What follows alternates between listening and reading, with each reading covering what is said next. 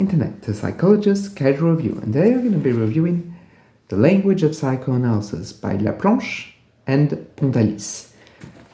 So this book is very special for two main reasons. And the first reason is that I've been using this book for the better part of 14 years. So I know it quite well. And I wanted to talk about it because even though it's a compilation, a dictionary in sorts, of psychoanalytic concepts, and it's something that I wanted to talk about as I often use it even in these reviews or when I'm talking about a concept, I often refer to this book as the guideline. But I wanted to talk more in depth about it because fundamentally, it's a very interesting book because it's gonna summarize a lot of psychoanalytic theories, but not everything. So what you have to keep in mind is that the book was written in 1967, so it's starting to be quite old-ish, even if by psychoanalytic standards it's not that old. It's starting to really have its age, as you're not going to find any novel concepts, and there's a lot of theories or branches of psychoanalysis that are not going to be dealt with. The point of this book is basically to compile and present to the reader the whole Freudian topography and conceptual framing. So this is mainly a Freudian dictionary. If you want the baseline of Freud, you're gonna find no better than this. This is like top of the pop of what Freud is about. If you ever want to know something, any concept that Freud postulated and the discussions that happened after the concepts had started to spring in psychoanalysis proper after Freud, this book is an absolutely must read because it's going to go through all the details. It's going to even list like when Freud thought of that, when he modified it, why he modified it, how did he come to that conclusion, and so on and so forth. And it's incredibly interesting, and as such it's an absolute unit of a book, as you're really gonna understand the concept. The concept is clear, it's easy to understand, it's very thorough, in a way, it's perfect if you want to understand Freud. But psychoanalysis has moved on, in a way. I mean, we still remain very Freud adjacent, but I have the feeling that we've also moved on. The problem with this book, as good as it is that it hasn't moved on. There has been no re-edition or no amplifying of the concepts or no rediscussion of the book. So we have a book that's basically frozen in 1967 in terms of psychoanalysis. So do with that what you will, right? But what I found very interesting in this book is that fundamentally it's a way of understanding very complicated concepts. Like, for example, repression is going to be not just like explained in like a couple of sentences, but like through pages of what is repression, when did Freud theorize it, what were the influences. And I found that very interesting, as a lot of concepts get that fleshed outness that often you don't necessarily find in online dictionaries or with, how can I say, more holistic or complete books of psychology. Like manuals of psychology will just like sum up the idea within 5 sentences. But this book's not going to do that. It's going to go through the whole process of explaining what it is, how it is, and also why I love it so much is that it tells you the names in English. And it's helped me so much with all the psychoanalytic talks, and even when I wanted to explain something, I would always refer to this book if the concept is in this book, as a lot of concepts are not in this book. Even concepts existed at the time but were just not prevalent are not in the book. The book is also, as I said, an explanation of Freud's theory, but it's very critical of other points of view. For example, they're going to be critical about Melanie Klein's theories. They're going to be critical of Lacan's theories. For them, for Laplanche and Pontalis, they were very adamant that fundamentally psychoanalysis was at its core Freud. And even though historically it's true, nowadays it would be considered as reductive. And there's a lot of things in the book which haven't aged too well. Mainly the definition of perversion, which really it's not good. You shouldn't use it. It's defined virtually as a deviation of the norm, and everything that isn't a heterosexual basically intercourse. Not great. You shouldn't really be saying that, because perversion has changed throughout the ages, and the problem is that this book has stayed at its point. There's been no re-edition since, as I said before. But what makes the book so fundamentally great is that if you want to understand something relatively well, with great thoroughness, and also with simple vocabulary, this book is for you.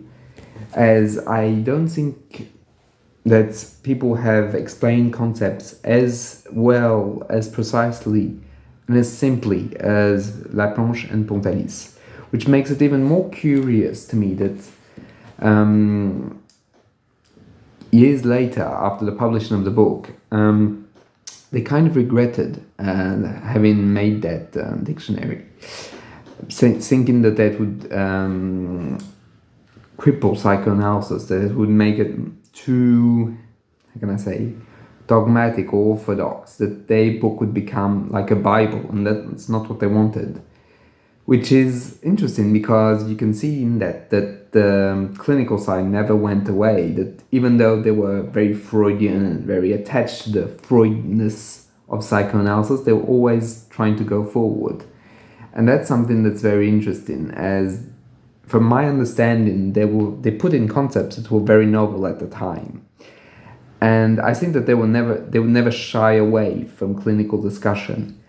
Point being that there's many definitions in which you can feel that they're giving their point of view on something, but they're not explicitly stating it. Like a very long time ago, I think it was on the definition of libido, they made some interesting remark, like, I'm not sure it was libido, but might be object, but in one of them, they put in English, right? It's in French, and it was in English.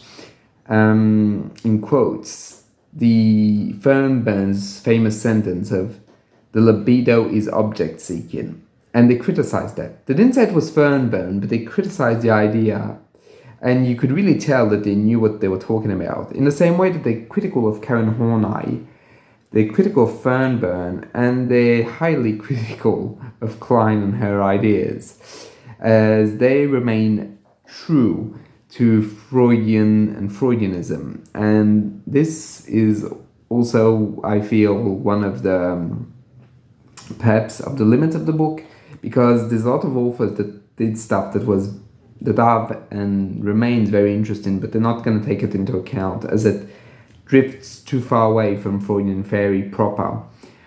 And that's also one of the main weaknesses of the book, as fundamentally, as I stated, psychoanalysis has grown so much, and even at the time it was much more diverse than what is in this book. But this book is a complete and absolute good read if you're ever interested in like core Freudian theory.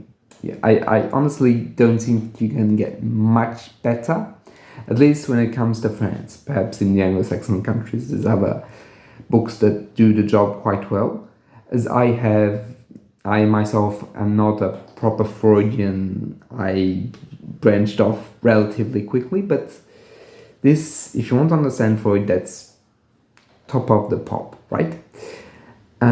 It's also very interesting, I feel, that this book is a classic that all students and all clinicians have. I must admit that now that I'm thinking about it, I don't know anyone in my university when I was trained that didn't at least open the book and quote the book, let alone own the book. I think everyone owned the book. Like, it was not mandatory. It was not like you had to do it. But I mean, it was highly expected of you to like at least quote the book, and it was implicit that you'd buy it. And that was fun. It's funny because basically it was such an integral part of my studies. Like, I mean, when I think studies of psychoanalysis, I think about the language of psychoanalysis. It's so ingrained in me. And when I have any doubt on anything of that time period, I look it up. Like, even when I'm doing these videos, I just like look up stuff so much. And it's just a testament to how good it is that, like, even though I've completely finished my studies as a psychologist, I'm still going back to it time and time again. And I think that really shows a tour de force, as we would say in French, on the quality of this book, as it's not your like trivializing of the aspects. It remains a core understanding and a good understanding, but not a complicated understanding. And that's very appreciated. That's something I appreciate a lot, and I find it very good, very positive for psychoanalysis globally. And it's also something that I would encourage you to just give it a check at some point and just read a couple of definitions, as they're really, really good. And I really loved, for example, their way of defining the death drive. I also really liked all the aspects of object choice, which I found very interesting. There's so many, I mean, I could go on and on and on. It would be a 4-hour video, but needless to say, if you have any interest in Freudian psychoanalysis, it's a must-have. And because of its simple language and accessibility, even if you're a beginner, it's perfect, really. Like, and it even like helps you, because when you're gonna hear that during your studies, you're gonna go like, you're gonna check in the book, and the book is gonna explain it sometimes even better than the teacher does, which is great, because I mean, you really get like a backup plan if you don't understand what the teacher's saying. So at least that's my experience of how the book helped me personally also. Like, I mean, you're like hearing something for the first time, like sublimation, and like, what is sublimation? And then you check the book and you don't like really understand it. And that's something that I really loved about the book. It was a great help, and I think that even now as a clinician and a practicing clinician, it's still very helpful, both with patients and with understanding theory. However, you have to keep in mind that it's not object relationship focused, and it's not Lacanian, it's Freudian, like real hardcore Freudian. Anyway, that pretty much sums it up for the review. If you found it interesting, please feel free to leave a comment, and I'll see you in the next one. Bye.